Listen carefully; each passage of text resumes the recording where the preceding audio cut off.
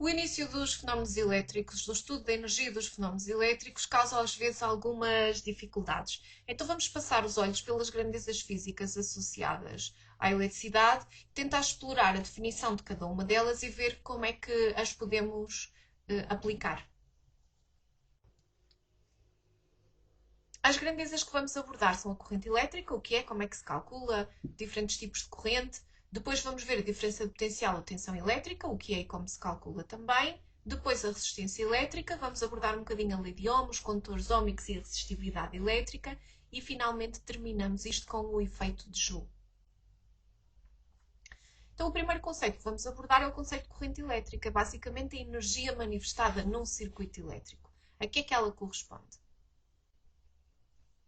Sempre que falamos em corrente elétrica, estamos a falar de um movimento orientado de partículas com carga elétrica. E isto é muito importante. Agora, esta carga elétrica, se eu estiver a falar de um fio condutor, vão ser eletrões. Se eu estiver a falar de uma solução, vão ser íons. O sentido da corrente ocorre, na realidade, do polo negativo para o polo positivo, embora nem sempre se tenha pensado desta forma. Inicialmente trabalhava-se com o sentido convencional, do polo positivo para o polo negativo, porque não era ainda conhecido o eletrão. Então supunha-se que os fenómenos elétricos resultavam apenas do transporte ou do movimento de cargas positivas. Então, basicamente, a corrente elétrica é a carga que atravessa uma secção reta de um condutor por unidade de tempo. Eu tenho que perceber o que é isto da secção reta. Se nós imaginarmos um fio, ok? E eu fizer uma fatia transversal desse fio, o meu fio cilíndrico vai dar origem a um círculo. Esta é a área de secção. E essa área de secção vai permitir que X cargas a atravessem na unidade de tempo. É isso que corresponde à corrente elétrica.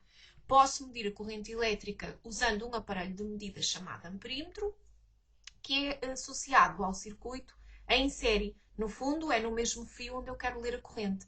Ele tem uma resistência muito pequenina, praticamente nula, então não altera a corrente no circuito. Vai contabilizar quantas cargas atravessam a área de secção no tempo. A corrente pode ser contínua ou alternada. Se pensarmos na corrente contínua, vou ligar aqui um bocadinho o meu vídeo. Reparem que os eletrões que estão naturalmente em movimento podem estar a mover-se. Aqui o circuito está aberto. Quando eu fecho o circuito, eles passam a mover-se todos para o mesmo sentido. Na corrente contínua, os eletrões têm um movimento que ocorre sempre para o mesmo sentido e é constante o número de eletrões que atravessa a secção reta do condutor por unidade de tempo. Por isso, se eu quiser transcrever isto graficamente, o meu gráfico de tensão ou diferença de potencial e corrente elétrica ou corrente elétrica vai ser sempre uma linha constante no decorrer do tempo. Portanto, podem separar os dois gráficos. Pensar ou tenho diferença de potencial ou tenho corrente elétrica. Mas ela tem sempre o mesmo valor ao longo do tempo. Se eu abordar a corrente alternada, vamos ver o que é que acontece.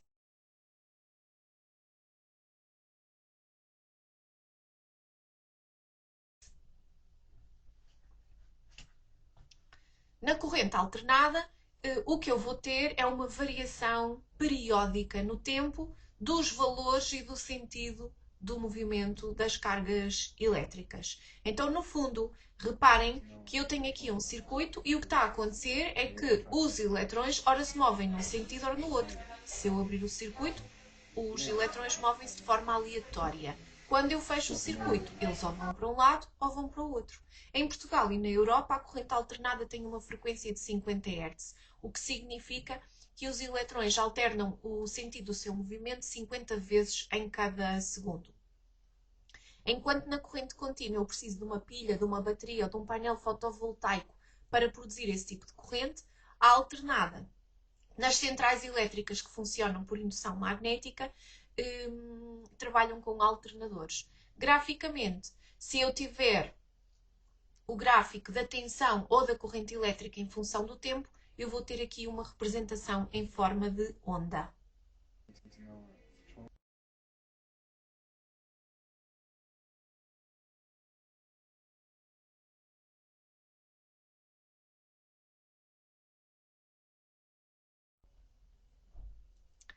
O que é que acontece na grandeza, diferença de potencial ou tensão elétrica? Importa que façamos alguma discussão sobre quem é que produz a energia que alimenta um circuito. E para isso vamos falar um pedacinho de geradores de tensão elétrica.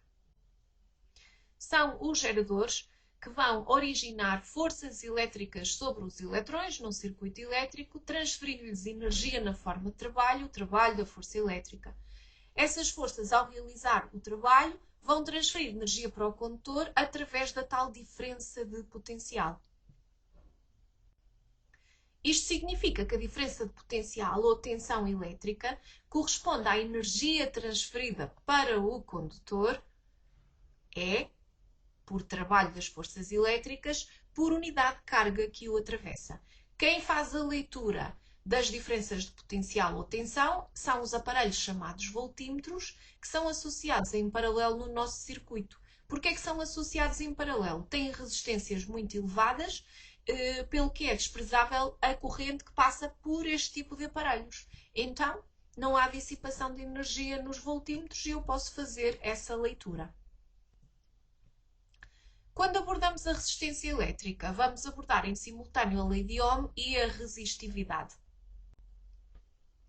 A resistência elétrica traduz-se como a maior ou menor dificuldade no movimento dos eletrões que vai resultar das colisões entre eles próprios e entre eles e os íons. Que íons são estes? Numa ligação metálica, e se estivermos a falar num fio condutor, ele será de metal, eu tenho átomos envolvidos em que a ligação química ocorre através de uma ligação metálica. Os cernos dos átomos são os núcleos mais os eletrões interiores e os eletrões de valência. Os eletrões de valência têm grande mobilidade e deixam de pertencer a um núcleo em particular para estarem disponíveis por todo o conjunto de núcleos associados.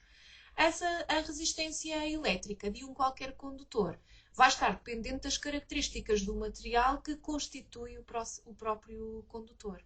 Ela pode ser calculada recorrendo à diferença de potencial e à corrente elétrica, dividindo uma pela outra, mas basicamente vai traduzir a dificuldade ou a facilidade com que as cargas elétricas se movem. Também posso ler a resistência de forma direta, vou usar um ohmímetro ligado diretamente aos terminais do meu condutor. Ao trabalhar a expressão R igual a U sobre I, automaticamente eu devo associar à lei de Ohm. E quando eu tenho esta informação, todos os condutores que obedecem à lei de Ohm têm esta razão constante. Ou seja, têm uma resistência que tem um valor fixo. Esses condutores em que isto acontece são os condutores óhmicos. E graficamente, o gráfico de U, tensão ou diferença de potencial em função de I, é uma relação linear. E se eu quiser o significado físico deste clive, fazendo y sobre x, o y é U, o x é o valor de I, basicamente o que eu vou ter aqui, o U sobre I, corresponde à minha resistência. O declive deste gráfico é a resistência.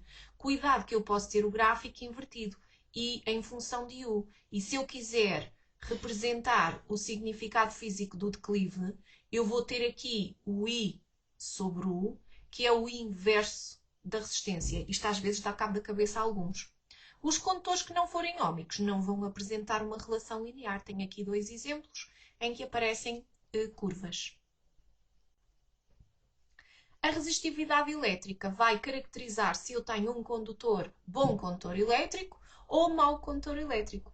Quanto mais pequeno for o valor da resistividade, melhor condutor elétrico ele é. Agora, cuidado que a resistividade depende da temperatura. E então, no fundo, se eu conhecer matematicamente, através de uma expressão, como é que a resistividade varia com a temperatura, eu posso usar esse tipo de materiais para fazer, por exemplo, a calibração de termómetros ou termistores. Os termistores são dispositivos com uma resistividade muito sensível a pequenas alterações. Então, basicamente, a forma como a resistividade varia pode determinar se eu tenho um material capaz ou não de servir como padrão para construir um termómetro, por exemplo. Esta variação da resistividade com a temperatura causa, no fundo, um aumento ou uma diminuição na agitação das partículas que ocasiona colisões no interior do condutor, aumentando a sua resistência. De um modo geral, a resistividade dos metais aumenta com a temperatura, mas há ligas metálicas em que essa variação é pouca. Temos aqui neste gráfico o Constantin, que é uma liga que não tem grande variação da resistividade com a temperatura. Isso significa que estas são usadas no fabrico de resistências de valor elevado, em que a variação da temperatura não é uma coisa pretendida. Agora, a resistência não depende só do material, depende também da forma desse material. Então, basicamente, se eu tiver um material, um condutor mais comprido, este L aqui representa o comprimento do condutor e no SI é medido em metros. Se eu tiver um condutor mais comprido, é mais difícil de atravessar, então ele vai gerar um condutor com uma resistência maior. Por outro lado, se eu tiver um condutor com uma área de secção maior, ele é mais fácil de atravessar. Então, esta área de secção, quanto maior ela for, ela mede-se em metros quadrados, menor é a resistência associada. Então, convém perceber que a resistência pode ser calculada multiplicando a resistividade pelo comprimento do fio condutor, dividindo pela área de secção, em metros quadrados, de maneira a que a resistência venha em ohms. Esqueci-me de dizer há pouco, a unidade SI de resistência é o ohm, e já agora da resistividade é o ohm vezes o metro, não está ali nenhuma barra. Finalmente, a última grandeza que vamos discutir ou melhor, as últimas grandezas a discutir são a energia e a potência elétrica. No fundo, vamos chegar ao efeito de Joule. O que é isto de efeito de Joule? A energia, quando é transferida para um componente de um qualquer circuito elétrico, desde que ele esteja fechado, vai promover colisões que vão aumentar a vibração dos íons. Esse aumento da vibração conduz ao aumento da temperatura do condutor, dissipando energia na forma de calor. O efeito de Joule diz respeito a toda a energia que é dissipada na forma de calor. Então, qualquer resistência aquecida transfere energia para a vizinhança como calor ou radiação. É isso o efeito de Joule. Agora, alguns componentes têm como única finalidade aquecer. Um secador de cabelo, uma torradeira, um aquecedor. Esses condutores chamam-se puramente resistivos ou dissipativos. Quando abordamos a potência elétrica, temos uma relação clara entre ela e a energia do nosso condutor, uma vez que a potência é dada pela energia por intervalo de tempo. No fundo, é quão rápida a energia está a ser transferida para o nosso condutor. E eu posso fazer aqui uma combinação de expressões. Se eu usar a definição da diferença de potencial e a resolver em ordem à energia, o E vai ser igual à tensão vezes a carga. Se eu substituir aqui no numerador U vezes Q sobre o ΔT, reparem que eu fico aqui com uma relação, esta que está aqui assinalada a vermelho, que corresponde à minha corrente elétrica. Então, posso calcular a potência multiplicando U pelo I. Tensão vezes corrente, ou diferença de potencial vezes corrente. Pela mesma ordem de ideias, pegando nessa expressão e combinando-a com a lei de Ohm, a resistência é U sobre I. Se eu resolver esta resistência em relação a U, vou ficar com resistência vezes I igual a U, e ao substituir este U na potência, eu vou ficar com uma expressão que é P igual a R vezes I ao quadrado. Basicamente, o que eu tenho aqui é a lei de Joule. A lei de Joule corresponde à potência dissipada num condutor óhmico com uma determinada resistência, dizendo que ela é diretamente proporcional ao valor dessa resistência ao quadrado da corrente estabelecida no condutor. O RI ao quadrado é basicamente o aumento da energia interna por unidade de tempo daquele meu condutor. É a quantidade máxima de energia que o condutor transfere eventualmente para a vizinhança por unidade de tempo, como calor ou como radiação. Estes são os conceitos principais da corrente elétrica. A partir daqui já é possível fazer alguns exercícios. Espero ter-vos ajudado. Alguma questão, deixem-me aqui em baixo ou enviem-me um e-mail. Fiquem bem, até breve.